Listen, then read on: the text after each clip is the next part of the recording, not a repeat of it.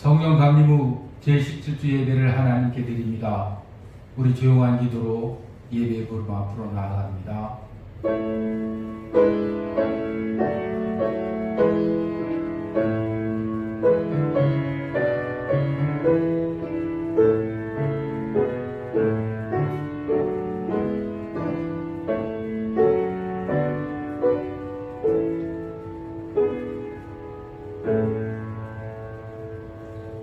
우리에게 왕을 주어 우리를 다스리게 하라 했을 때에 사무엘이 그것을 기뻐하지 아니하여 여호와께 기도하매 여호와께서 사무엘에게 이르시되 백성이 내게 한 말을 다 들으라.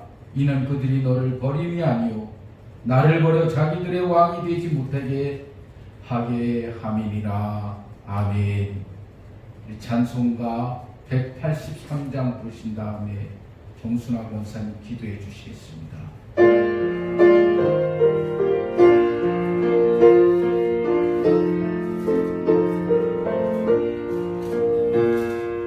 인들의 마른 풀같이 시들은 나의 영혼 주님이 약속한 성령 간절히 기다리네. 가물어 메마른 땅에 단비를 내리시는 성령의 단비를 부어 새 생명 주옵소서. 반가운 빗소리 들려 산천이 춤을 추네.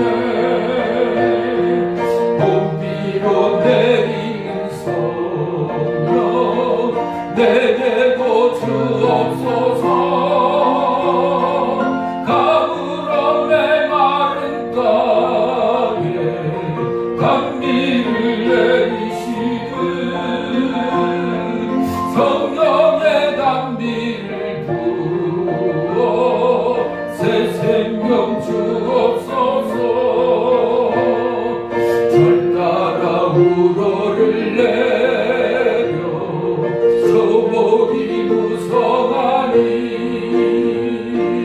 갈급한 내 심령 위에 성령을 부소서. 가물어 메마른 땅에 단비를 내리시는 성령의 단비를 부어 새 생명 주옵소서. 참되신 사랑의 언약 어길 수 있사오랴. 오늘의 흡족한 은혜 주실 줄 믿습니다. 가물어 메마른 땅에 단비를 내리시는 성령의 단비를 부어 새 생명 주옵소서. 아멘.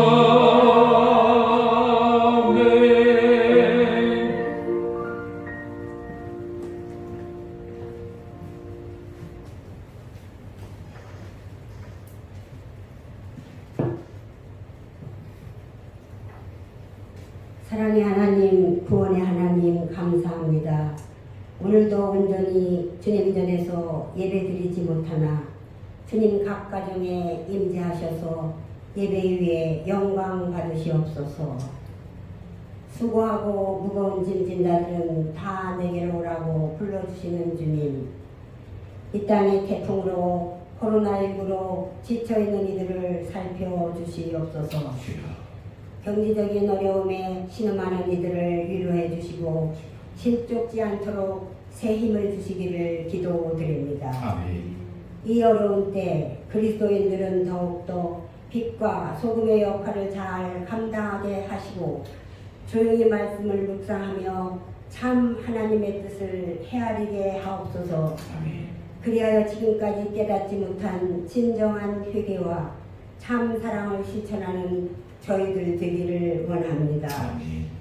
이 나라의 민족을 여기까지 지켜주심에 감사합니다.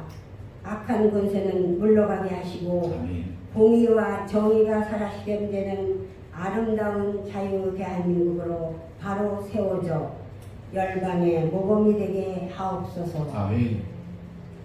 은혜의 교회를 축복하시는 주님 감사합니다. 영혼을 구원하는 일에 온 정성을 다하여 기도하게 하시고 언제나 말씀 앞에 바로 서게 하옵소서. 아멘. 잠시 살다 사라질 곳에 연연하지 않고 영원하신 하나님의 나라를 소망하면서 범사에 감사하는 성도들 되게 하옵소서. 아멘. 사슴이 시냇물을 찾듯이 늘 주님의 말씀을 찾게 하시고 갈급한 심령 위에 오늘도 말씀의 단비를 내려 주시옵소서. 아멘. 이제 말씀 전하시는 유종원 목사님 영육간에 강건하게 늘 지켜주시옵고 성령님께서 이 자리에 임재하여 역사하셔서 주님께서 원하시는 생명의 말씀이 선포되어 우리의 영혼의 양식으로 풍성히 채워지게 하옵소서. 아멘. 주의 전에 나와 종전처럼 다 함께 예배드릴 때까지 우리 모두를 온전히 지켜주시기를 원하오며 우리의 구원자 되시며 생명이 되시는 우리 주님 거룩하신 이름으로 감사 기도드립니다. 아멘.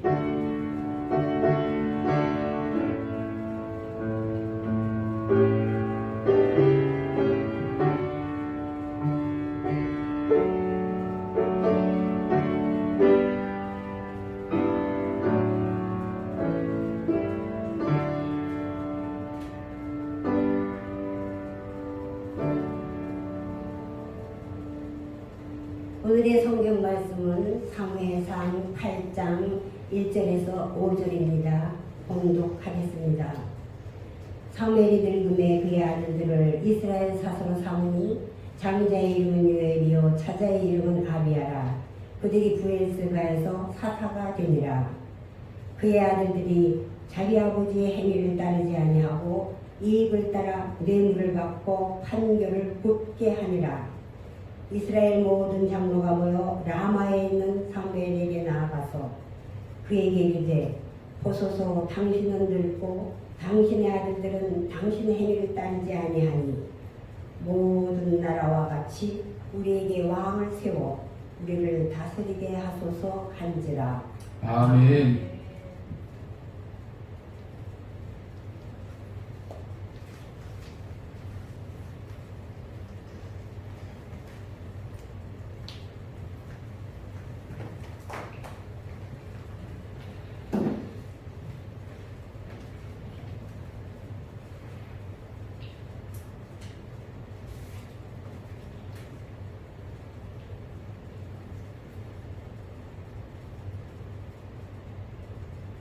오늘 본문의 말씀을 가지고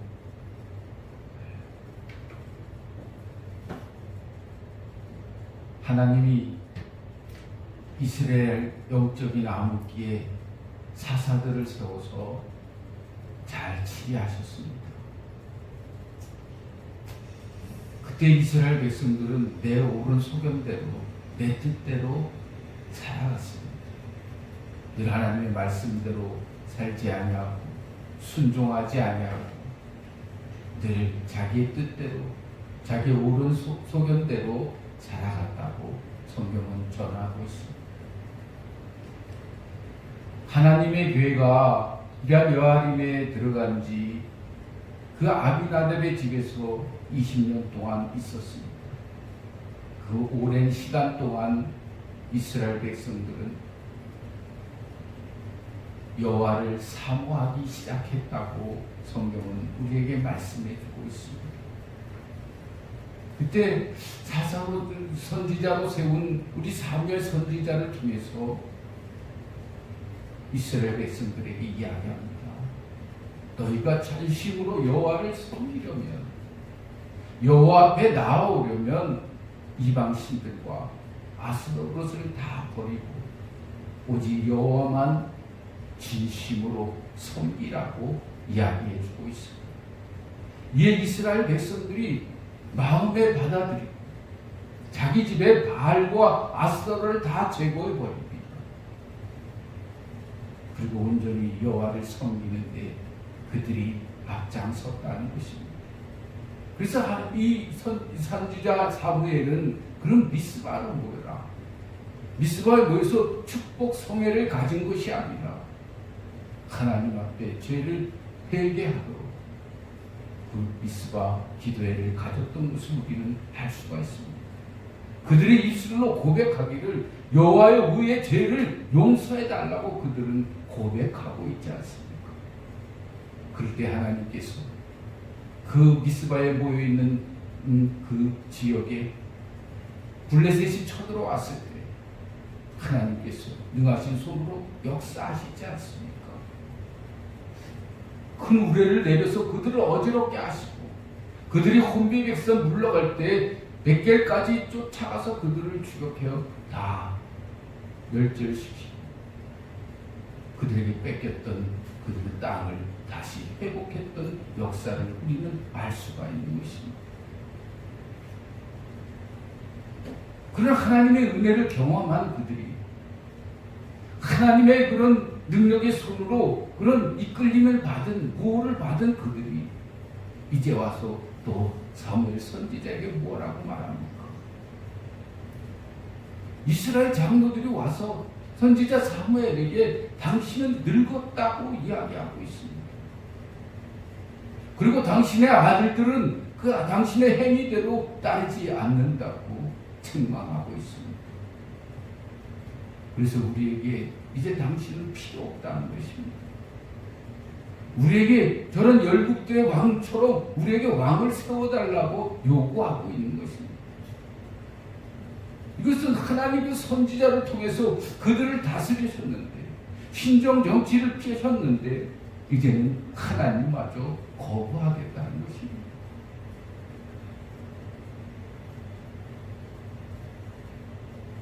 이런 상황들을 하나님께서 악하게 보신 것은 왕정이 아니라 하나님을 자기들의 왕으로 되지 못하게 하려는 이스라엘의 태도를 보신 것입니다. 하나님께서는 줄곧 하나님을 버리고 우상 숭배로 배신한 그들의 모습을 좋게 안 본 것입니다. 이처럼 왕을 갖겠다는 이스라엘의 요구는 하나님의 택하신 민족으로서 궁극적인 하나님의 다스리시고 하나님의 택에서 세우는 사자가 이끄는 나라를 거부하고 있는 것입니다. 이제는 다 필요 없다는 것입니다. 열국의 왕처럼 왕정 정치를 통해서 자기네들은 다스림을 받겠다고 왕을 요구하고 있는 것입니다. 지금까지 하나님이 이스라엘 백성들을 출애굽시키면서까지 광야 40년 동안 모든 치사와 이적을 그들에게 베풀며 그들을 이끌어 주셨습니다. 그런 하나님의 은혜를 잊어버리고 그들은 왕을 세워달라고 조르고 있는 것입니다. 그들은 역사를 망각하고 부인하는 일입니다. 이러한 이스라엘의 어리석고 배은망각한 막무가내적인 요구 앞에서 사무엘은 개탄과 분노를 금할 수 없었지만 사무엘은 자신의 생각을 내세우지 않고 다시 한번 하나님의 뜻을 구하고 있음을 보게 됩니다. 오늘 8장 21절 20절에 보면 사무엘이 백성의 말을 다 듣고 여호와께 아뢰매 여호와께서 사무엘에게 이르시되 그들의 말을 들어 왕을 세우라 하시니 사무엘이 이스라엘 사람들에게 이르되 너희는 각기 성읍으로 돌아가니라 라고 말씀하고 있습니다. 백성들이 자신들의 죄가를 깨닫고 온전한 하나님만을 의지하며 철저히 하나님 말씀에 순종하고 끝까지 하나님만 섬기는 백성으로 돌아오게끔 그렇게 만들기 위한 그런 역사였음을 우리는 알 수가 있습니다. 이것이 하나님의 사랑이라는 것입니다. 그들이 지금 하나님을 거부하고 사무엘 선지자를 거부하고 있지만 그래도 언젠가는 돌아올 그 이스라엘 백성들을 끝까지 참고 인내하시는 것입니다. 그래서 그들의 말을 들으라고 사무엘 선지자에게 말씀하고 있는 것입니다.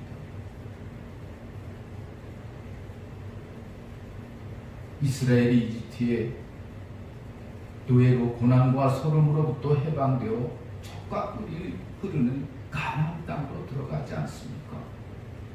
그들은 소수 약체 민족이면서도 하나님께서 함께 하심으로 강대국과의 싸움에서 늘 승리했습니다. 세월이 흐를수록 하나님을 잃어버리고 우상숭배에 눈을 돌며 다른 나라들처럼 되려고 함으로써 멸망의 길을 지금 이스라엘은 재촉하고 있는 것입니다. 우리나라 하나님께서 온 사방에 세계 제2국으로 선교사를 제일 많이 파송한 나라가 되었습니다. 하나님께서 20세기 온 세상을 위한 제사장 나라로 택하여 쓰시기 위해 우리나라를 들어 세우셨다는 것입니다. 그러니까 우리는 하나님께 온전히 의지하고 그의 뜻을 열심히 구하며 그의 말씀에 철저히 순종하는 그러한 삶을 살아가야 한다는 것입니다.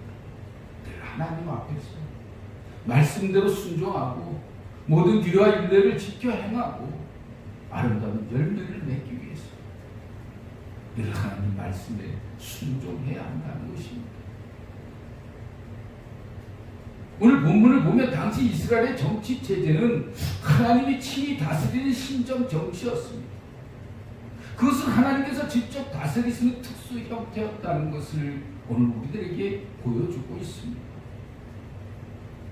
그런데 오늘 본문에 보면 그들이 뭐라고 합니까? 이스라엘 모든 장로가 모여 라마에 있는 사무엘에게 나아가서 그에게 이르되 보소서 당신은 늙고 당신의 아들들은 당신의 행위를 따르지 아니하니 모든 나라와 같이 우리에게 왕을 세워 우리를 다스리게 하소서라고 선지자에게 말하고 있습니다.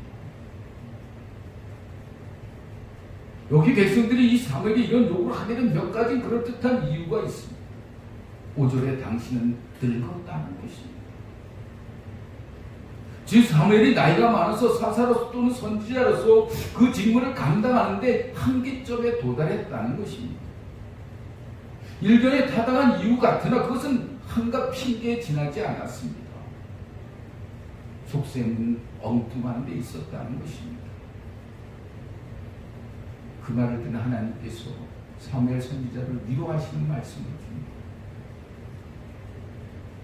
여호와께서 사무엘에게 이르시되 백성이 내게 한 말을 다 들으라. 이는 그들이 너를 버림이 아니요 나를 버려 자기들의 왕이 되지 못하게 하느니라 라고 하나님이 선지자 사무엘을 위로하십니다. 너를 버린 게 아니라 나를 버렸다는 것입니다. 지금 이스라엘 하나님의 말씀이 아니라 세상 풍속을 따르겠다는 것입니다. 하나님의 법이 아니라 세상 법을 따라 살고 싶다는 것입니다. 이제 자기들의 옳은 소견대로 또다시 살고 싶다는 것입니다. 그럼에도 불구하고 겉으로 표명하는 명분은 사무엘이 늙어서 문제가 있다는 것입니다. 그의 아들들이 사무엘의 행위를 따르지 않아서 문제가 있다고 이야기하는 것입니다. 그러나 사무엘은 어렸을 때에도 그리고 지금 왕성한 사역을 할 때에도 지금 나이 많은 때에도 그 자신이 지혜의 힘이 아니라 오로지 하나님만 의지했다는 것입니다. 하나님만 바라보고 하나님께 그 뜻을 구했다는 것입니다. 자기 뜻대로 한 번도 이스라엘을 치게 한 적이 없다는 것입니다.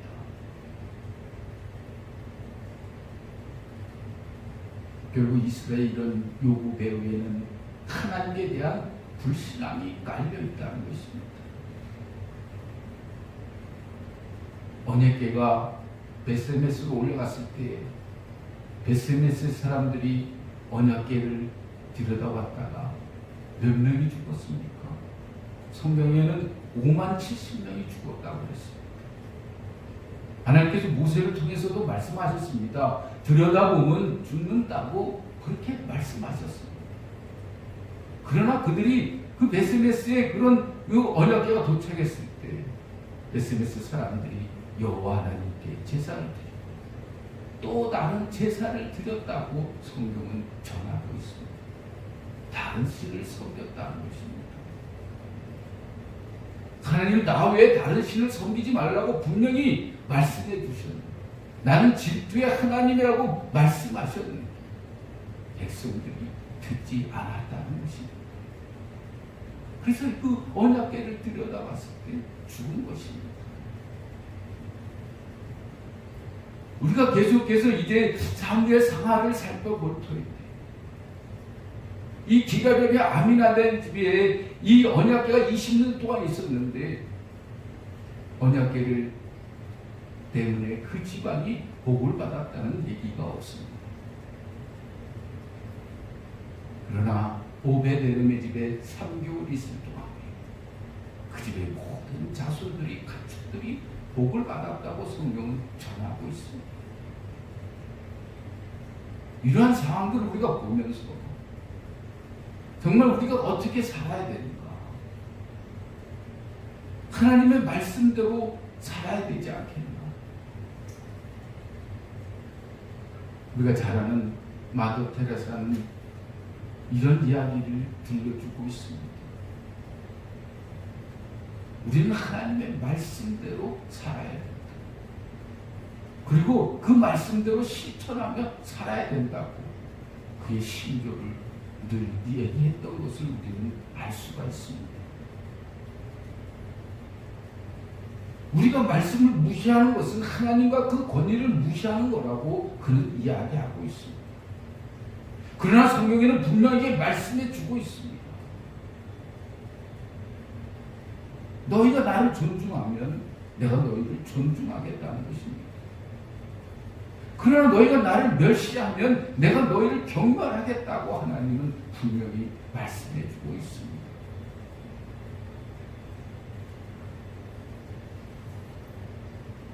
이스라엘 장로들이, 이스라엘 백성들이 왕을 요구하는 두 번째 이유는 당신의 아들들은 당신의 행위를 따르지 않는다는 것입니다. 우리가 엘리처럼 사무엘도 역시 자녀 교육에는 성공하지 못했음을 우리는 알 수가 있습니다. 우리가 선진들의 그런 신앙과 믿음을 자자손손 대대로 계승하기가 얼마나 어려운지 이 사건을 통해서 우리가 알 수가 있습니다. 우리가 그런 신앙 믿음의 가정에서 3세대를 간다고 자랑하는 것도 좋지만 칭송받을 만한 일이지만 내가 목사의 자녀요 장로의 자녀요 그런 믿음의 가정들이라고 이야기하면 칭찬받을 만합니다.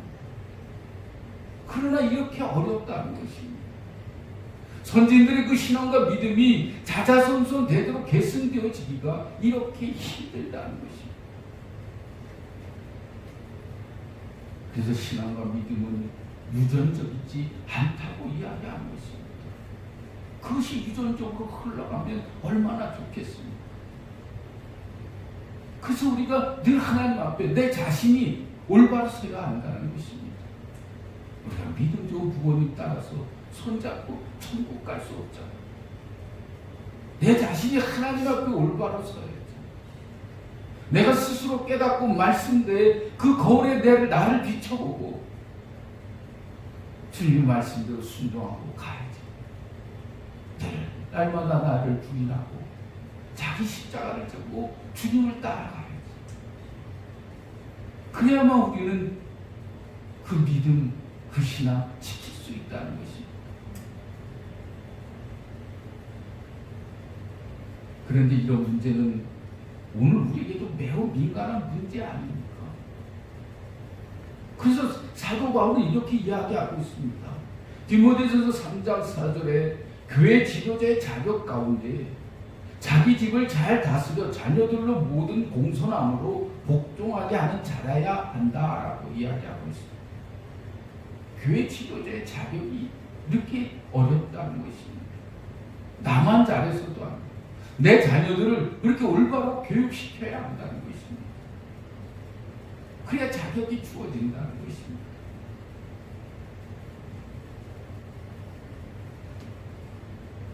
그러나 문제는 여기에 있지 않습니다. 이스라엘 사람들은 이런 사무엘의 가정적인 문제를 빙의로 내세워 하나님의 통치를 거부하고 있는 것입니다. 당신은 늙었고 당신의 아들들은 당신의 행위대로 따르지 않기 때문에 우리의 왕이 될 수 없다는 것입니다. 우리를 다스릴 자격이 없다는 것입니다. 그들은 사무엘을 거부하는 것 같지만 여러분은 하나님을 거부하고 있는 것입니다. 이 세상에 완벽한 사람은 아무도 없습니다. 우리는 이것을 인정하고 서로를 만나야 합니다. 그리고 교역자이든 어떤 가정이든 문제가 있다면 그것을 무슨 자랑거리로 되듯이 공개하고 성토하는 것은 옳지 않다는 것입니다. 성경적인 방법도 아니고 성도들이 취할 자세도 아니라는 것입니다. 그래서 예수님은 뭐라고 말씀하십니까? 형제의 눈 속에 있는 티는 보고 내 눈 속에 있는 들보는 깨닫지 못하느냐라고 책망하신 겁니다. 우리가 할 일은 그런 일을 위해서 기도하는 일이라는 것입니다. 기도하지 않으면 우리 눈에 다른 사람 눈에 허물밖에 보이지 않는다는 것입니다. 그러나 기도하면 이해하고 용납하고 사랑할 수 있게 되어지기 때문에 교회를 위해서도 그렇고 기도하지 않으면 교회나 교역자 또는 교회 지도층에 대한 불만만 더 커져간다는 것입니다.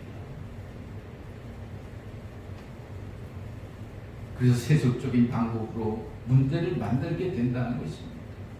이것은 결과적으로 하나님의 왕되심을 거부하는 행동이라는 것입니다.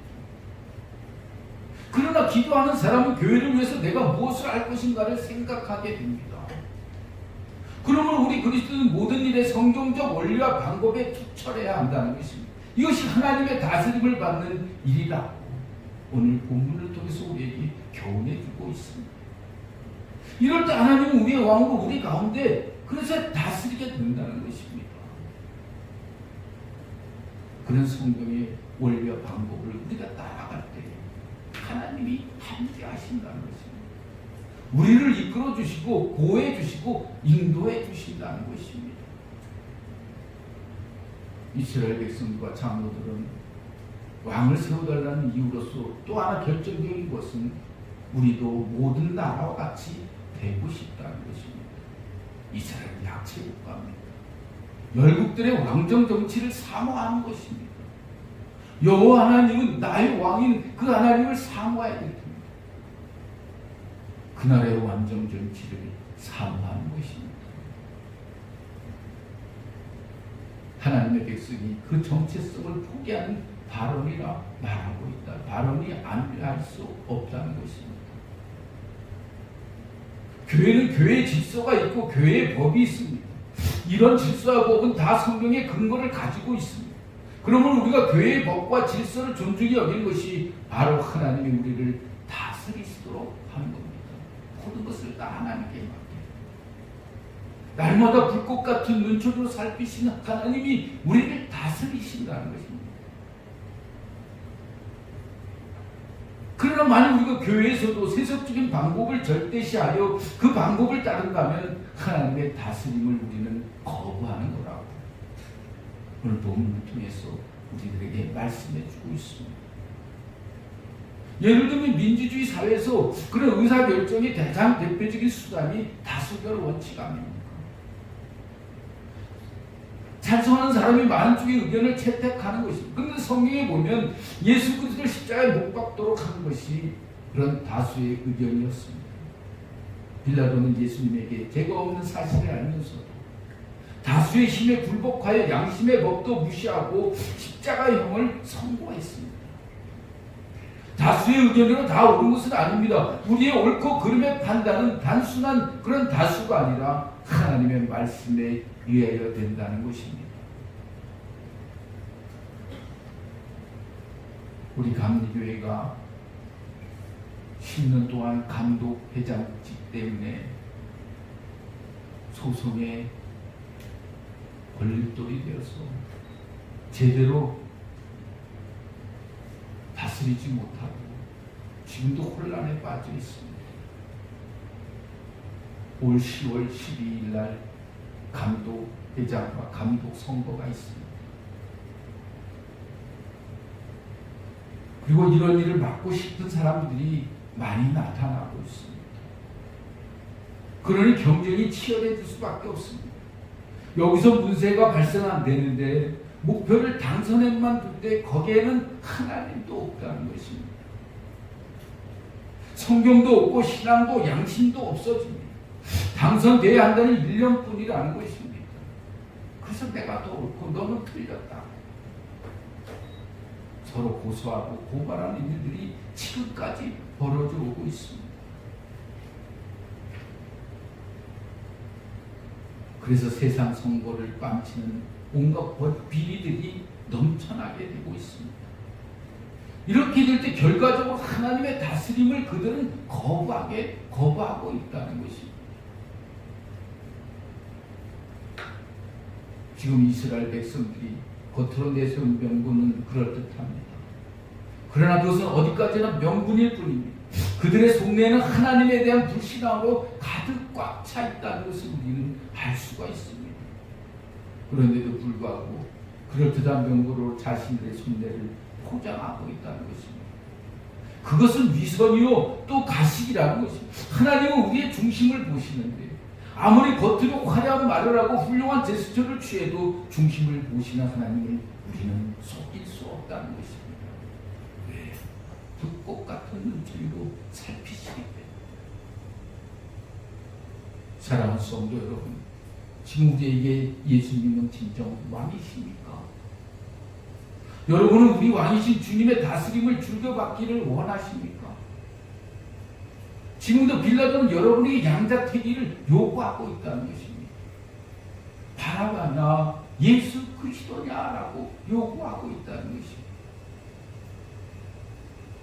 일마다 때마다 우리는 선택을 해야 합니다. 그리고 그 선택에 대한 책임은 전적으로 우리의 몫이 되었다는 것입니다. 유대인들은 그 피의 책임을 우리와 우리 자손에게 돌리소서라고 했습니다. 그 결과 그토록 엄청난 고난을 당할 수밖에 없었다는 것입니다. 우리는 다시 한번 예수께서 우리의 왕이심을 확신해야 합니다. 그리고 이제 우리는 이렇게 고백해야 합니다. 예수 우리 왕이요, 이곳에 오셔서 우리를 다스려 주시고 코로나19를 소멸시켜 주옵소서. 이것이 우리의 고백이 되어야 한다는 것입니다. 이 어려운 시기에 우리가 서로 사랑하며 하나님을 사랑하며 내 이웃을 내 몸같이 사랑하겠습니다.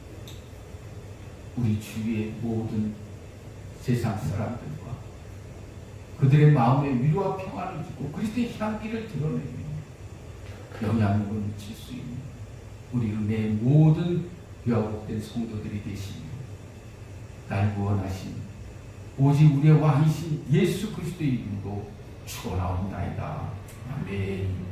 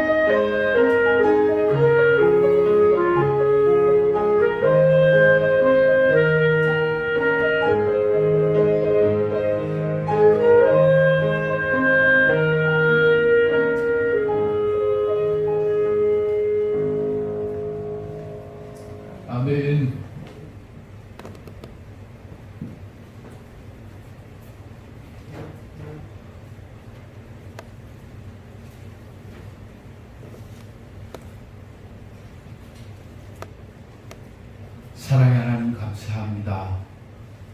지난 한 주간도 하나님의 사랑과 은혜 가운데 이 9월 한 달도 저희들을 지키시고 보호하여 주셔서 우리를 건강하게 하여 주신 것 감사합니다. 늘 우리가 하나님의 말씀에 순종하고 믿음의 아름다운 열매들을 맺어서 우리가 이 땅에서 하나님의 거룩한 자녀들이 어디서 무엇을 하든지 저들이 손으로 하는 모든 일들이 다 복되고 형통할 수 있도록 은총 베풀어 주옵소서. 하나님, 우리 적은 믿음의 고백을 드립니다. 이 예물을 받아주시고 이 예물이 쓰인 곳에 하나님 영광만 드러날 수 있도록 축복하여 주시옵소서. 그래서 드려진 그 손길과 그 가족과 그 가정에 선물로 주신 자녀들과 자손들을 위해 날마다 주님의 이름이 주님의 눈길이 주님의 마음이 임재하여 주셔서 다스려 주옵소서. 복내려 주옵소서. 축복하여 주옵소서. 모든 것 감사하며 예수님의 이름으로 기도드렸사옵나이다. 아멘.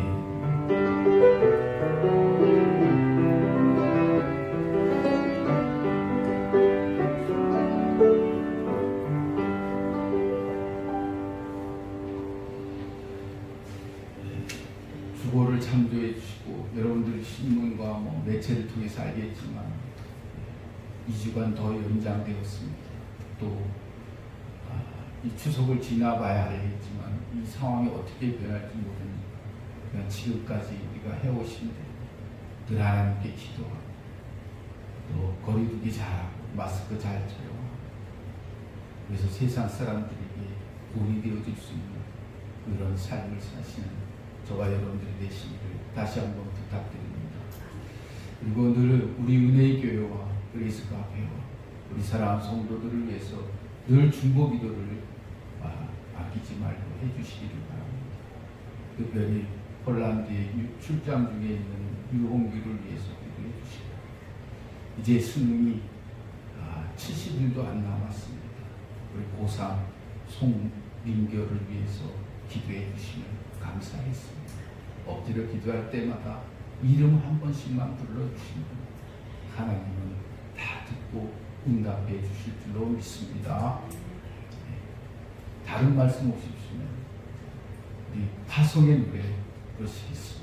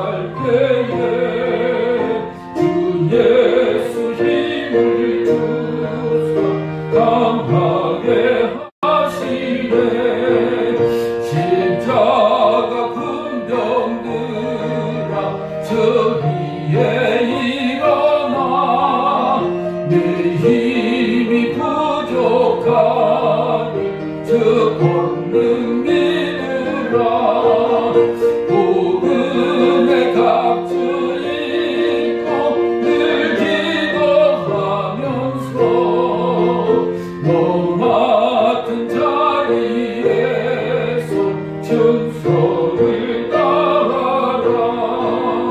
십자가